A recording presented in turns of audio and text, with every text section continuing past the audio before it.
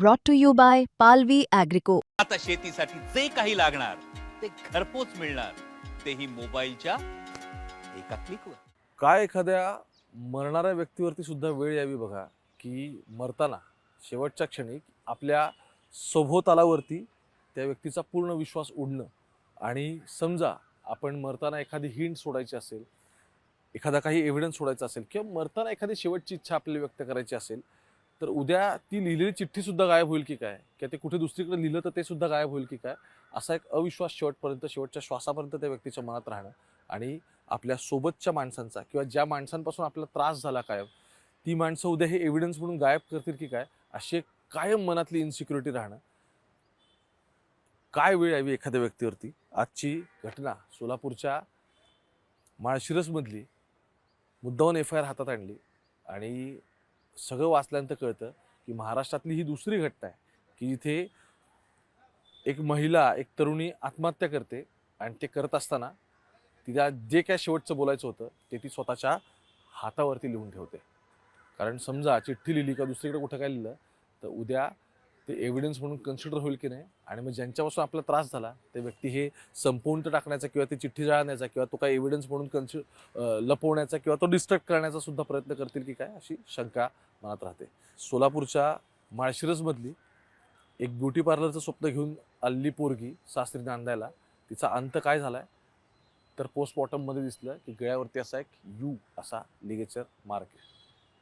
काय घडलं या सगळ्या प्रकरणात, सगळ्या डिटेल्स समजून घ्यायच्यात. पुढच्या 5 ते 7 मिनिटात FIR मध्ये काय घडलं ते कळेल, आणि त्यानंतर मग काही प्रश्न आहेत जे प्रश्न अजूनही अनुत्तरित राहतात, कदाचित तपासात या सगळ्याची उत्तरं मिळतील असं मला वाटतं. नमस्कार, मी ओंकार, मुंबई तकमध्ये तुमच्या सगळ्यांचं स्वागत. सोलापूरच्या माळशिरसमधला हा सगळा प्रकार, FIR दिली आहे सगळ्या प्रकरणामध्ये. लोंढे नावाचे एक व्यक्ती, त्यांनी काय म्हटलंय की हे जे नातेपुते गाव आहे तिथलं, तिथे ही सगळी घटना घडली.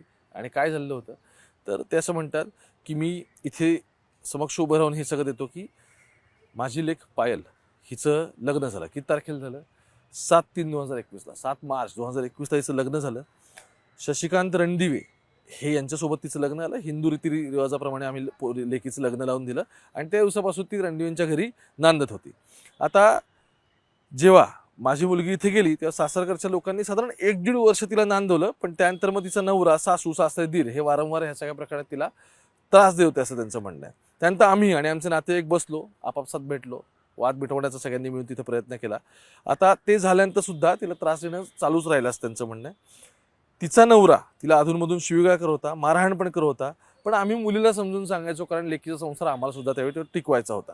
आता इतकं सगळं झाल्यानंतर पण ही मंडळींनी त्रास देणं काय कमी केलं नाही असते म्हणतात. त्यामुळे डिसेंबर 2025मध्ये एकदा मी ती मुलगी माझीच मुलगी माझ्या घरी येऊन गेली. तिच्या सासरकडील लोकसुद्धा आमच्याशी चर्चा करून गेले. आम्ही पुढे इथून अशा पद्धतीच्या कोणत्याही गोष्टी करणार नाही, आणि ठीक आहे थोड्याफार गोष्टी तिलाही आम्ही समजवल्या, थोड्याफार सासरकडच्यांनाही समजवल्या, तेही त्या सगळ्या गोष्टी ॲक्सेप्ट आहेत असं म्हटले.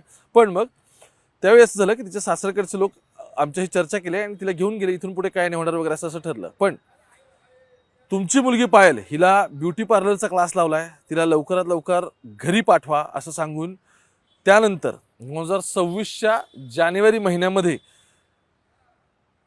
असं झालं की हे सगळी मंडळी तिला घरी घेऊन गेले. आता इथे ॲक्च्युली ब्युटी पार्लरचा उल्लेख तुम्ही लक्षात ठेवा, कारण तो नंतर जेव्हा उल्लेख येतो त्यावेळी तो थेट उल्लेख तिच्या हातावरती येतो. 22 जानेवारी 2026ला हा पहिल्यांदा उल्लेख येतो. ठीक आहे. आता हे सगळं म्हटल्यानंतर पायलला शशिकांत जोईचा ह्या सगळ्या नवरा आहे तो त्याच दिवशी तिला खुळेवाडी इथे घेऊन जातात. त्यानंतर मग 20 तारीख उजाडते, पुढच्या महिन्याची 20 तारीख फेब्रुवारी महिन्याची या सगळ्यामध्ये उजाडते. संध्याकाळी 7:30 वाजता तिचा आम्हाला फोन येतो आणि नवरा शशिकांत हा फार त्रास देत आहे, तो माझा पार्लरचा कोर्स कायम बंद करायचा असं म्हणतोय, असं मुलगी म्हणते. आणि मग त्यावेळी मी मुलीला सांगितलं की बाबा तू तुझा नवरा तुम्ही काय फार भांडण वगैरे करू नका, आणि जर जावई तुझा कोर्स बंद करत असतील तर मग त्याला पण मी समजावून सांगितलं की बाबा तिची ती इच्छा आहे, तिला ब्युटी पार्लर वगैरे सगळ्या गोष्टी सुरू करायच्या आहेत, त्याचा तिला कोर्स करते तर तो करू द्यावा वगैरे असं बोलणं होतं. त्यानंतर 21 फेब्रुवारीची तारीख उजाडते, म्हणजे लगेच पुढचा दिवस उजाडतो 20 तारखेला हे सगळं बोलणं झाल्यानंतर.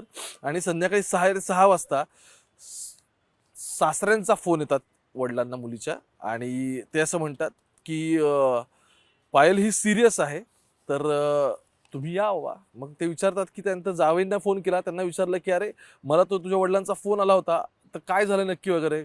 आणि मग त्यावेळी कळतं की तिने गळफास घेतलेला आहे. आणि हे सांगितल्यानंतर मग मी, माझी पत्नी वगैरे आम्ही सगळे ना नातेवाईकांना घेऊन तिच्या सासरी म्हणजे खुळेवाडी इथे जायला निघतो. आणि मग तिथे गेल्यानंतर आम्हाला हे दिसतं की तिने घरातल्या स्वयंपाकघरात किचन जे स्वयंपाकघराच्या खोलीमध्येच ती मयत आढळून आली. तिच्या गळ्यावरती यू आकाराचा व्रण आहे, ज्याचा यांनी इथे उल्लेख केलाय. आणि तो याच्यामध्ये म्हणजे त्यांचं ॲटॉप्सी झाली, पोस्टमॉर्टम जे झालं त्या पोस्टमॉर्टममध्ये पण ते कन्फर्म झालं तिने कशा पद्धतीने गळफास घेतला ते ते दिसलं. आणि डाव्या हातावरती काय लिहिलंय बघा, हसू झालं माझं. मुलीने हातावर नोट लिहिली, हसू झालं ग माझं, माझं पार्लर बंद केलं, जीव होता माझा तो, स्वप्न होतं माझं, पण मी आजपर्यंत गप्प बसले आणि काहीही नाही बोलले. चांगल्या बापाची लेक आहे एवढंच मला दाखवायचं होतं, त्यामुळे मी काहीच बोलले नाही असं ती म्हणते. आणि यामुळेच मी निघून पण नाही गेले. मला त्रास झाला या सगळ्यासाठी, किंवा माझ्यामुळे ज्याला कोणाला त्रास झाला असेल त्याची मी माफी मागते. व करंगळीवरती पुढं तिच्या इंग्लिशमध्ये सॉरी असं लिहिलेलं आहे. यानंतर मग हे त्यांना मग नातेवाईकांसोबत असलेल्या त्रासाबद्दल मग मी आता पोलिसांमध्ये आलो आणि मी तक्रार त्यांनी सांगितलं. आणि मग 21 फेब्रुवारीच्या संध्याकाळी 6:30 वाजता जेव्हा मी तिथे गेलो माळशिरसमध्ये खुळेवाडीत, तेव्हा मला या सगळ्या राहत्या घरी ही सगळी मंडळी तिथे होती. त्यांनीच मला फोन करून बोलवलेलं होतं. पण मला आता त्यांच्याविरोधात तक्रार द्यायची, कारण माझ्या लेकीने मला कायम सांगितलं होतं की त्रास देतात. आणि याच्या आधी त्यांच्या आणि आमच्या फॅमिलीमध्ये सुद्धा बोलणं झालेलं होतं, गोष्टी सामोपचाराने सुटतील असं वाटलेलं होतं. पण माझ्या लेकीला शेवटी त्रास या सगळ्यात सहन झाला नाही. त्यामुळे किरकोळ कारणावरून शारीरिक आणि मानसिक त्रास होऊन तिला आत्महत्या करायला प्रवृत्त करावं लागलं. आणि हे प्रवृत्त करणारे कोण आहेत? हे प्रवृत्त करणारे सासू सासरे, नवरा आणि दीर. दीर अजून सापडायचा आहे. आत्ता जोपर्यंत व्हिडिओ रेकॉर्ड करतोय तोपर्यंत तरी दीर या सगळ्यात फरार आहे असं दिसतंय. तो अजून पोलिसांना सापडलेला नाही. आणि मग ते म्हणतात की हे टंकलिखित किल्लावरील फिर्याद मी वाचून पाहिला आणि तो बरोबर आहे असं म्हणून ती या सगळ्या प्रकरणातली FIR देतात. हुंडाबळी जाणं किंवा सतत मुलींवरती अत्याचार होऊन त्यांनी टोकाची पावलं उचलणं वगैरे वगैरे आपल्याला ही प्रकरणं बऱ्यापैकी दिसतात. पण मी आजचा व्हिडिओ रेकॉर्ड करण्याचं कारण काय, हे काय चांगल्या समयाचं प्रतीक नाही हे मला मान्य आहे. पण काय वेळ यावी एखाद्या व्यक्तीवरती की तिला तिच्या हातावरती लिहून हे सांगावं लागलं की माझं पार्लरचं स्वप्न होतं ते अपूर्ण राहिलं, यांनी मला ते नाही पूर्ण करू दिलं. आणि सासरकडच्या मंडळींना त्या छळाला सगळ्या वैतागून, त्या छळाला कंटाळून शेवटी काय तिला पाय उचलायला लागलं, गळफास घ्यायला लागला. तिचं आयुष्य संपलं सगळ्यामध्ये. आणि शेवटी काय, तर बाप लेकीच्या दरवाजात कशासाठी उभं राहिला, त्याचं प्रेत देण्यासाठी. आणि शेवटी त्यांना पोलीस स्टेशनला जाऊन ह्या सगळ्या प्रकरणात फिर्याद द्यावी लागली. सोलापूरसारख्या ठिकाणी घडलेला हा सगळा प्रकार आहे. आता या सगळ्यात पोलीस अजून इन्क्वायरी करतात, कारण दीर अजून सापडलेलं नाही आहे. तर खरंच काय होतं काय नाही काय नाही, हा मॅटर आणखी पुढे येईल. पण FIR तर मात्र दाखल झाली आहे सगळ्या प्रकरणामध्ये. आणि मी व्हिडिओ रेकॉर्ड करायचं कारण हे की सुरुवातीला मी याचा उल्लेख केला होता की काय म्हणजे जाणाऱ्या माणसाच्या मनात किती इन्सिक्युरिटी असावी की मी गेल्यानंतर जर मी कुठे काही लिहून ठेवलं असेल तर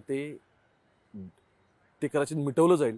त्यामुळे ती व्यक्ती हातावरती लिहिते आणि स्वतःचं हे सगळं स्वप्न कसं नाही पूर्ण करता आलं या सगळ्याबद्दल सांगते. पोलीस इन्व्हेस्टिगेशन करतात, काय या प्रकरणात होईल आणखी पुढे आपल्याला गोष्टी कळतील. पण त्यासाठी तुम्ही मुंबई तक बघत राहा. कॅमेरा पर्सन गोपाळसोबत मी ओंकार थेट पुण्यावर.